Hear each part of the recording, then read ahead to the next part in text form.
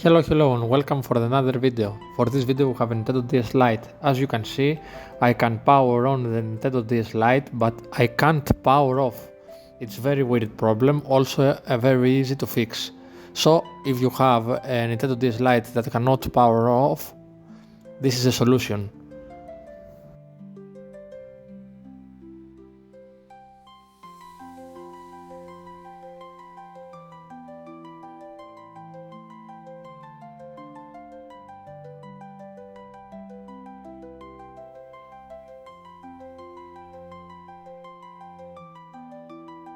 As you can see, the power management chip has a dirty on the 2 pins, so we need to clean it first.